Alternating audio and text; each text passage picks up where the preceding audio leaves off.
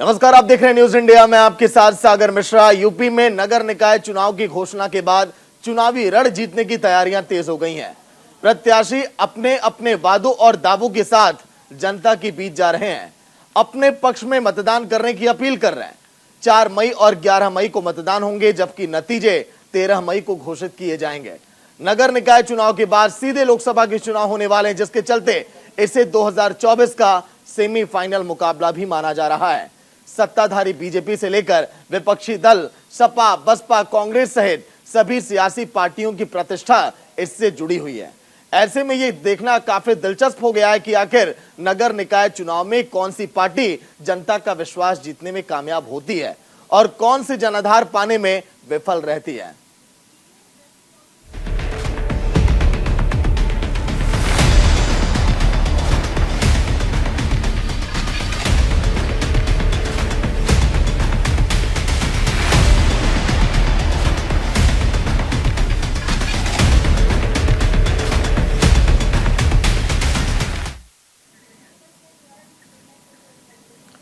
तो चलिए, आखिर यूपी निकाय चुनाव कितना दिलचस्प और कैसे 2 चरणों में मतदान होगा, आपको बताते हैं सब कुछ आंकड़ों के जरिए कि आखिर नगर नगर पर नजर न्यूज इंडिया की। क्यों यूपी में 2 चरणों में चुनाव होने वाले हैं। यूपी निकाय चुनाव काफी दिलचस्प है क्योंकि इसमें बीजेपी की हम बात करें, सपा की बात करें, बसपा की बात करें, ये दिग्गज पार्टियां लगी हैं। कांग्रेस भी उसी कड़ी में। 4 मई को पहले चरण का चुनाव होने वाला है और 4 मई के चुनाव की पहले सभी सियासी पार्टियां चुनावी मैदान में जमकर पसीना बहा रही हैं। 11 मई को दूसरे चरण के लिए वोटिंग होने वाली है। 11 मई और 4 मई को वोटिंग है और उसके बाद परिणाम भी सामने आएंगे। वहीं अगर बात करें 13 मई को चुनाव के नतीजे आएंगे, यानी कि 4 मई के बाद और उसके बाद जो दूसरे चरण का मतदान है उसके बाद परिणाम सामने आएंगे, किसने बेहतर प्रदर्शन किया है। वहीं अगर बात करें निकायों का कार्यकाल, तो 12 दिसंबर से 19 जनवरी के बीच ये खत्म हो रहा है और ऐसे में जब ये खत्म हुआ तो उसके बाद लगातार तैयारियां सभी पार्टियां करने में रही। वही देखिए, यूपी में 760 नगरीय निकायों पर चुनाव होने वाले हैं, जिसके लिए सभी पार्टियां कई वादे कर रही हैं, कई दावे कर रही हैं। वहीं इसके साथ ही साथ यूपी में 205 सीटें ओबीसी के लिए रखी गई हैं रिजर्व। 205 सीटें ओबीसी के लिए रिजर्व यहां पर रखी गई हैं। वही इसी कड़ी में आगे अगर हम बात करें निकाय चुनाव को लेकर, क्या गणित कहता है। दिसंबर में होने वाले थे निकाय चुनाव, लेकिन लगातार देखिए तारीखें यहां पर टलती रही और जब ऐलान हुआ तारीखों का तो सभी पार्टियां इस जुगत में लग गई कि कैसे चुनावी मैदान में अपना दबदबा बढ़ाया जाए। 17 महापालिकाओं में मेयर चुने जाएंगे। 17 महापालिकाएं होंगी जहां पर मेयर चुने जाएंगे। कई जगहों पर उम्मीदवारों के नामों का ऐलान भी हो गया है। 199 नगर पालिकाओं के अध्यक्ष भी चुने जाएंगे। एक एक सीट का गणित देखिए बेहद दिलचस्प है, क्योंकि इसके पहले आने वाले समय में 2024 का लोकसभा चुनाव, उसके पहले कहा जा रहा है कि ये सेमीफाइनल है। 544 नगर पंचायत के अध्यक्ष का यहां पर फैसला होगा इस पूरे निकाय चुनाव में। वहीं महापौर की 17 में से 9 सीटें आरक्षित है। यहां पर भी 9 सीटें आरक्षित है 17 में से, जिस तरह से निकाय चुनाव में। वहीं देखिए, अब चुनाव में मतदाताओं की संख्या कितनी। 2023 में कुल वोटर्स हैं 4.32 करोड़, जो जाकर मतदान करेंगे और किस्मत का फैसला करेंगे उन उम्मीदवारों का जो है चुनावी मैदान में। 2023 में फर्स्ट टाइम वोटर्स कितने हैं, वो है 4.33 लाख, यानी कि 4,33,000 उनकी संख्या है। 2017 में यही संख्या थी 3.35 करोड़, यानी कि कुल वोटर्स उस समय 3.35 करोड़ थे। इस बार ये संख्या भी ज्यादा बढ़ चुकी है।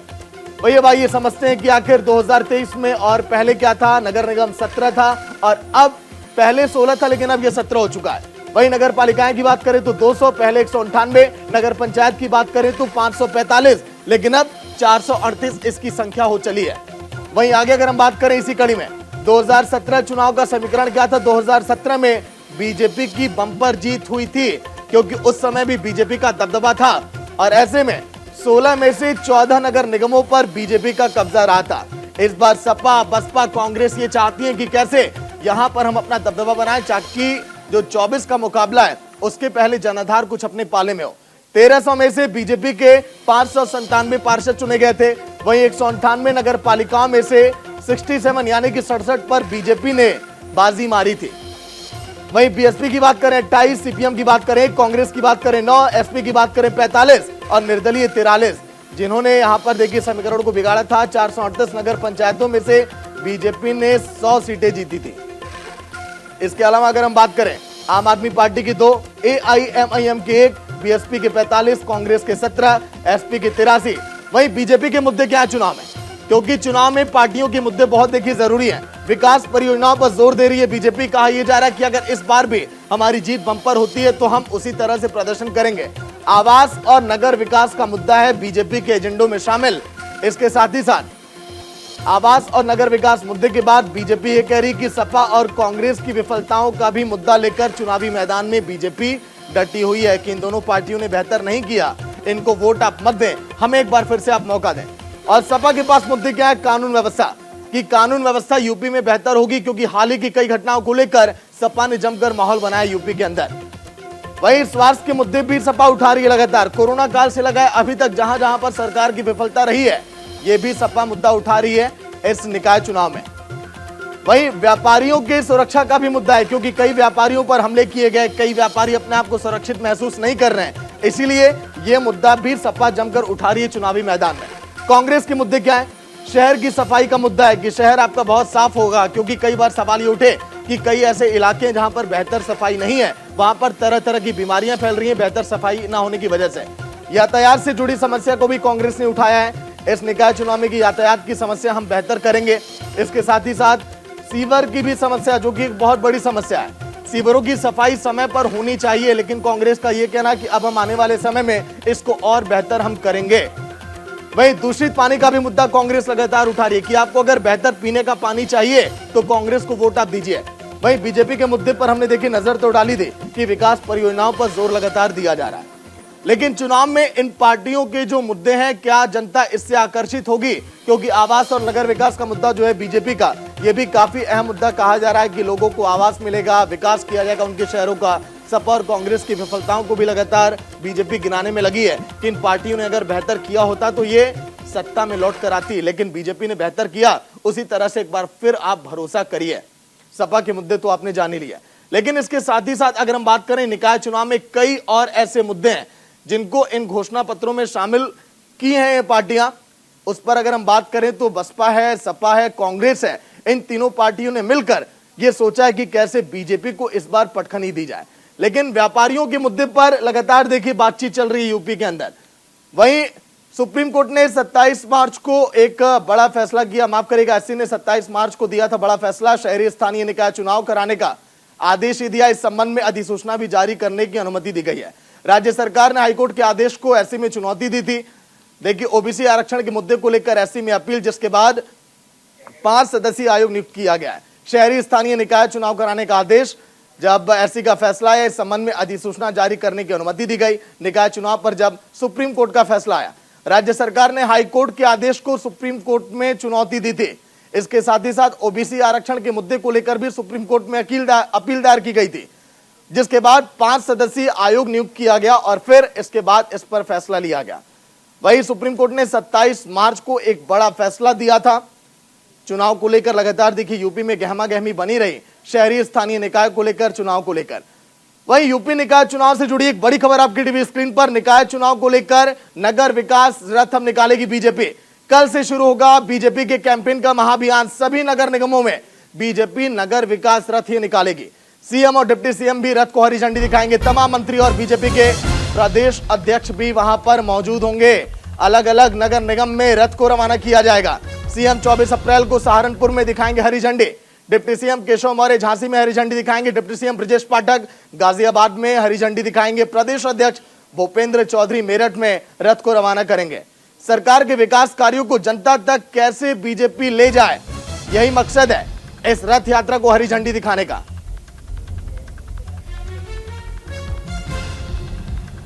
अलग अलग नगर निगम में रथ को रवाना किया जाएगा ताकि बीजेपी अपनी खूबियों को और किए गए कार्यों को आम जनता तक पहुंचाए कि हमने कितना बेहतर काम किया है। जहां जहां पर चुनाव होते हैं आपने देखा होगा बीजेपी ने जन आशीर्वाद यात्रा, रथ यात्रा, इसी तरह से यात्राएं निकालकर आम लोगों तक संदेश ये पहुंचाती है कि हमने कितना बेहतर काम किया। प्रदेश अध्यक्ष मेरठ में रथ को रवाना करेंगे जगह जगह से। इसी तरह से कई बीजेपी के दिग्गज नेता इस यात्रा को रवाना करेंगे। सरकार के विकास कार्यों को कैसे जनता तक पहुंचाया जाए। सहयोगी नीरज मिश्रा लाइव जुड़ गए हैं पूरी जानकारी के साथ। नीरज, तैयारियां जोरों पर है सभी पार्टियों की, क्योंकि 2024 के पहले ये सेमीफाइनल मुकाबला कहा जा रहा है, इसीलिए पार्टियां चाहती हैं कि एक बार देख लें यूपी में कि किसका लड़ा भारी है। नीरज। जी हाँ, बिल्कुल। देखिए, 2024 के चुनाव को लेकर सभी पार्टियां अपनी अपनी ताकत आजमाना चाहती हैं कि कौन इस नगर निगम नगर निकाय के चुनाव में ज्यादा से ज्यादा बाजी मारे। इसके लिए होड़ मची हुई है और भारतीय जनता पार्टी कल पूरे प्रदेश में एक बड़ा अभियान चलाने जा रही है, जिसकी शुरुआत मुख्यमंत्री योगी आदित्यनाथ सहारनपुर से करेंगे। विकास रथ यात्रा निकाली जाएगी, मुख्यमंत्री योगी आदित्यनाथ उसको हरी झंडी दिखाएंगे। और इसके अलावा डिप्टी सीएम ब्रजेश पाठक गाजियाबाद में रहेंगे, मेरठ में रहेंगे भूपेंद्र चौधरी जो कि प्रदेश अध्यक्ष हैं। इसके अलावा झांसी में भी रथ यात्रा निकाली जाएगी, जिसका नेतृत्व केशव प्रसाद मौर्य डिप्टी सीएम करेंगे। हर तरफ से ये यात्रा हर जगह जाएगी, लोगों को विकास के बारे में बताएगी, क्या क्या भारतीय जनता पार्टी के समय में विकास हुआ। न केवल डबल इंजन बल्कि ट्रिपल इंजन की अब सरकार बनाने की बात भारतीय जनता पार्टी कर रही है। तमाम ऐसे मुद्दे हैं जो कि दृश्य हैं, यानी दिखाई देते हैं। जो विकास का मुद्दा है, सड़क, पानी, बिजली किस तरह से सुधारी गई है, इन तमाम बातों पर तक चर्चा होगी। लेकिन सबसे बड़ा मुद्दा जो अदृश्य है, जो कि सामने नहीं है, वो मुद्दा है कानून व्यवस्था। माफियाओं पर किस तरह से अंकुश लगाया गया, किस तरह से भारतीय जनता पार्टी ने जीरो टॉलरेंस की नीति अपनाते हुए तमाम बड़े बड़े बाहुबल और माफियाओं पर शिकंजा कसा है। यह मुद्दा भी जनता के बीच में है और भारतीय जनता पार्टी इसको जानती है कि किस तरह से इस चुनाव में अगर अपने आप को साबित करना है, अधिक से अधिक सीटें जीतनी है। जैसे पिछली बार 17 में से 14 सीटें भारतीय जनता पार्टी के हाथ लगी थी, इस बार 17 के 17 पर कमल खिलाना भारतीय जनता पार्टी के लक्ष्य है। उसी तरह समाजवादी पार्टी भी शुरू से एग्रेसिव है, उनके नेतृत्व की कमान राष्ट्रीय अध्यक्ष अखिलेश यादव संभाल रहे हैं। इस बार मायावती भी खुलकर चुनाव मैदान में है, उन्होंने तमाम मीटिंगें की हैं।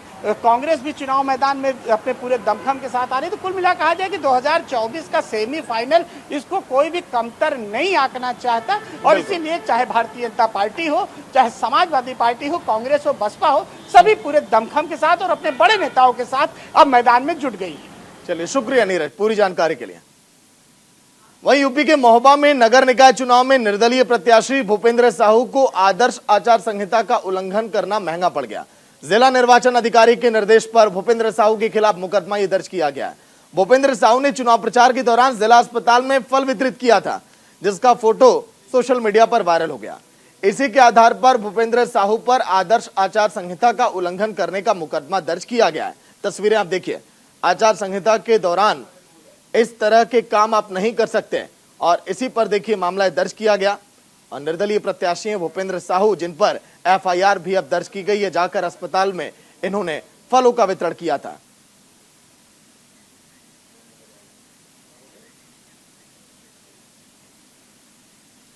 तो सहयोगी राशिद कुरैशी लाइव जुड़े हुए हैं पूरी जानकारी के साथ। राशिद, आदर्श आचार संहिता लगने के बावजूद अगर नेता इस तरह के काम कर रहे हैं अपने इलाके में वोट पाने के लिए, तो शायद ये बेहतर नहीं। उन्हें क्या खुद पर भरोसा नहीं है जो पहले उन्होंने किया है?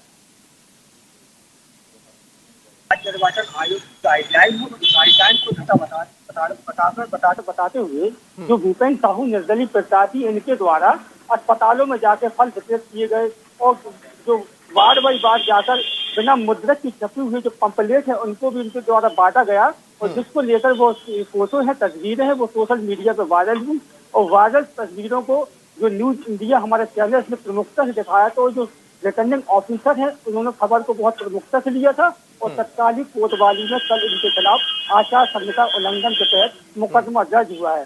कहीं ना कहीं मैं आपको बता दूं कि ये सहमे हुए हैं, खड़े तो हो गए हैं मैदान पे, और लेकिन इनको जो जीतना बहुत कठिन है। कहीं ना कहीं जो सत्ता पक्ष है, जो भाजपा पार्टी है, अभी उन्होंने पत्ते नहीं खोले हैं और भाजपा एक ऐसा शहर है जो पूर्व में अभी भाजपा का प्रत्याशी नहीं जीता, तो कहीं ना कहीं भाजपा ने अभी पत्ते नहीं खोले हैं, जिससे कि जो भूपेंद्र साहू जो है आचार संहिता जिया उड़ा रहे हैं। चलिए, शुक्रिया राशिद पूरी जानकारी के लिए। वहीं यूपी में नगर निकाय चुनाव की तारीखों का ऐलान हो गया। राज्य में 2 चरणों में चुनाव होंगे। बस्ती जिले के नगर पंचायत अध्यक्ष पद के लिए सपा प्रत्याशी कौशलेंद्र ने आज अपना नामांकन दाखिल किया। इस दौरान कौशलेंद्र प्रताप सिंह ने कहा कि सपा ने मेरे ऊपर भरोसा जताया है और मैं इस भरोसे पर खरा उतरूंगा और नगर पंचायत हरया अध्यक्ष पद पर जीत हासिल कर जनता के लिए काम करूंगा। कौशलेंद्र प्रताप सिंह पहली बार बस्ती से चुनाव लड़ रहे हैं। यहाँ पार्टी हमारी हमेशा हर चुनाव में जीती है, लेकिन पार्टी यहाँ भाजपा के चंगुल में थी, इसलिए पार्टी ने एक कार्यकर्ता को चुना है। और मैं एक बहुत पार्टी के हिसाब से पार्टी के संकल्पित कार्यकर्ता हूँ। आने वाले समय में मैं दिखाऊंगा, जीत के दिखाऊंगा, और इस जनता के लिए जो आज तक कुछ नहीं कर पाया वो मैं सब कुछ करके दिखाऊंगा। यहाँ की स्थिति आप सभी को पता है। बाकी यहाँ के मुद्दे कोई एकाक मुद्दे नहीं है, बहुत अनगिनत मुद्दे हैं, तो उन मुद्दों पे बात करने की जरूरत नहीं है। बस समाजवादी पार्टी के उस पे सिंबल पे मैंने आज पर्चा भरा है। आप लोगों से सहयोग चाहते हैं, आप सब सहयोग बनाए रखिए, हम चुनाव जीतेंगे। पार्टी ने मुझ पे भरोसा जताया है, हम पार्टी के उस भरोसे पे काबिज रहेंगे। वही खबर अब यूपी के अमेठी से, जहां पर निकाय चुनाव में बीजेपी, सपा और कांग्रेस के साथ ही साथ आम आदमी पार्टी भी पूरे जोरों शोरों के साथ इस बार चुनावी मैदान में अपने प्रत्याशियों को उतार रही है। अमेठी नगर पंचायत में अध्यक्ष पद के लिए आम आदमी पार्टी के जिलाध्यक्ष हरिशंकर जायसवाल की पत्नी रीना जायसवाल को आम आदमी पार्टी ने मैदान में उतारा है। रीना जायसवाल ने अपने समर्थकों के साथ तहसील परिसर में अपना नामांकन दाखिल किया। इस दौरान आम आदमी पार्टी के प्रदेश सचिव अतुल सिंह ने कहा है कि अगर आम आदमी पार्टी नगर पंचायत का चुनाव जीतती है तो अमेठी की जनता को शिक्षा, स्वास्थ्य, सड़क जैसी मूलभूत सुविधाएं मिलेंगी।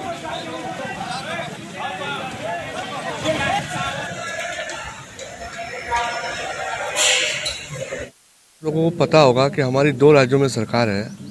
हमारा मेन मुद्दा होता है शिक्षा और स्वास्थ्य, और वो अमेठी में आज तक भाजपा वालों ने कुछ नहीं किया है। इसलिए आम आदमी पार्टी ने एक शिक्षित उम्मीदवार उतारा है, रीना जायसवाल जी को। उनसे पूरी उम्मीदें हैं और मुझे पता है कि अमेठी की जनता को शिक्षा, स्वास्थ्य, नाली, रोड, लाइट सब में अच्छी सुविधाएं मिलेंगी और आम आदमी पार्टी के ऊपर मौका देके देखा जाए। जैसा कि आम आदमी पार्टी संघर्षों की पार्टी है और अमेठी में नगर पंचायत कार्यालय में व्यापक भ्रष्टाचार एवं अमेठी की सड़कें जो उखड़ी हुई पड़ी हैं, नालियां, स्ट्रीट लाइट सब अस्त व्यस्त पड़ा है और पेयजल की व्यवस्था पूरी तरह ध्वस्त है। उसको दुरुस्त करने के लिए, उसको ठीक करने के लिए आम आदमी पार्टी की उम्मीदवार रीना जायसवाल ने बीड़ा उठाया है और मैं उनका पति होने के नाते अमेठी की आम जनता की कसौटी पर खरा उतरने की कोशिश करूंगा और ईश्वर हमें ये शक्ति दे कि मैं खरा उतरूं। तो सहयोगी लोकेश लाइव जुड़ गए हैं पूरी जानकारी के साथ। लोकेश, आम आदमी पार्टी का दबदबा कितना, क्योंकि अपने प्रत्याशियों पर देखिए दांव तो खेल रही है आम आदमी पार्टी, लेकिन उस जिले में, उस इलाके में कितनी उनकी समय आपको प्रमुखता दिखाई दे रही है? कितना लोग चाह रहे हैं कि हाँ ये नेता जीते?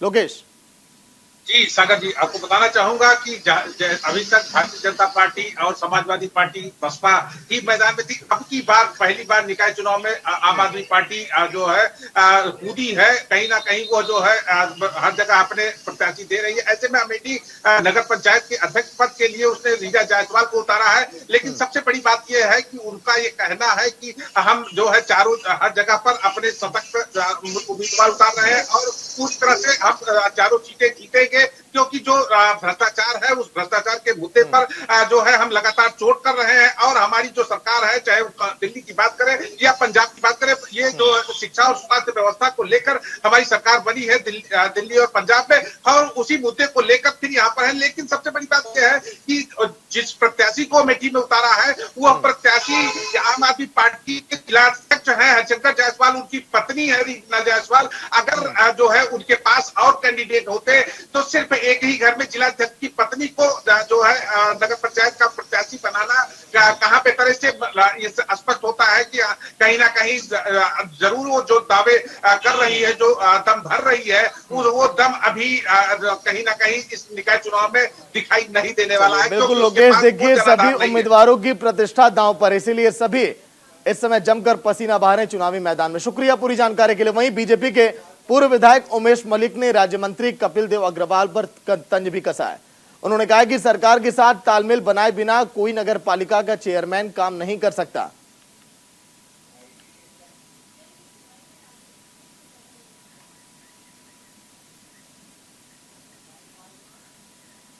वहीं नगर निकाय चुनाव का बिगुल बजते ही प्रत्याशी मैदान में उतर चुके हैं, सभी जनता को लुभाने की कोशिश में जुटे हैं, साथ ही अलग अलग मुद्दे बताकर अपने पक्ष में मतदान करने की अपील भी करने में लगे हैं। इसी कड़ी में 1995 से लगातार वाराणसी की मेयर सीट पर बीजेपी का कब्जा रहा है। उसको कायम रखने के लिए बीजेपी के तमाम दिग्गज मैदान में उतरकर प्रचार करने में जुटे हैं। वहीं दूसरी तरफ कांग्रेस के साथ ही साथ एसपी, बीएसपी और सुभाषपा बीजेपी का तलस्म तोड़ने के लिए एड़ी से चोटी का जोर लगा रही है। सबसे बड़े ताकतवर नेता भाई अशोक। तो सहयोगी मदन फिलहाल लाइव जुड़े हुए हैं पूरी जानकारी के साथ। मदन, फिलहाल ताजा अपडेट क्या है तैयारियों को लेकर, क्योंकि वाराणसी में तो बीजेपी की प्रतिष्ठा दांव पर है।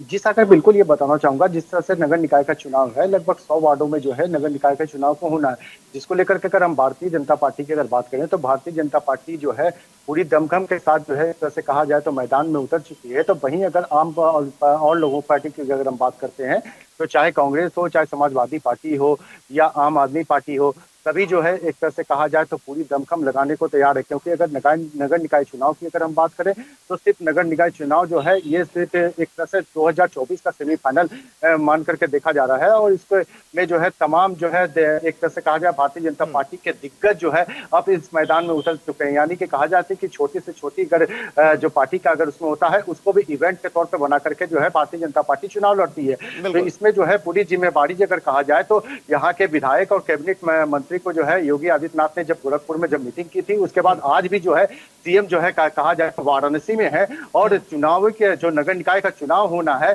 उसके साथ जो है पार्टी पदाधिकारियों के साथ बैठक कर रहे हैं। बैठक में जो है वो जो चुनाव किस तरह से जीतना है उसका जो है गुरु मंत्र भी जो है वो कहा जाए तो पार्टी पदाधिकारियों और जो बिल्कुल मदन, क्योंकि वाराणसी में कई सालों से बीजेपी का दबदबा रहा है, ऐसे में अन्य पार्टियों के लिए हराना बड़ा मुश्किल होगा यहाँ पर। शुक्रिया मदन पूरी जानकारी के लिए। तो वहीं इटावा से नगर पालिका अध्यक्ष पद के लिए कांग्रेस प्रत्याशी ममता दुबे ने नामांकन दाखिल किया। ममता दुबे के पति कांग्रेस के पुराने कार्यकर्ता भी हैं, ऐसे में वो अब ये सोच रहे हैं कि कैसे यहां पर बाजी मारी जाए। सबको विदित है कि मैं पिछले 25-30 साल से सामाजिक कार्य करता रहा हूँ। इटावा जनपद में बहुत सारी जो समस्याएं, एक तो यातायात की बड़ी समस्या है, सफाई की भी समस्या है और जो लाइन पार का जो समस्या है, जो जलभराव की बहुत बड़ी विकट स्थिति है, उस पर हम निराकरण करने की कोशिश करेंगे अपने कार्यकाल में। इसके बाद जो रेहड़ी पटरी वाले हैं इनको एक पक्का दुकान देने का प्रयास किया जाएगा और जो जिन नगरपालिका के जगहों पर अवैध कब्जे हुए हैं उनको नगरपालिका के द्वारा प्रयास करें। इसके बाद ये कोशिश होगी कि राजस्व बढ़ाया जाए, नवीन और नूतन तरीके से राजस्व बढ़ाने का काम किया जाए, जिससे कि जनता को और अच्छी सुविधाएं मिलें।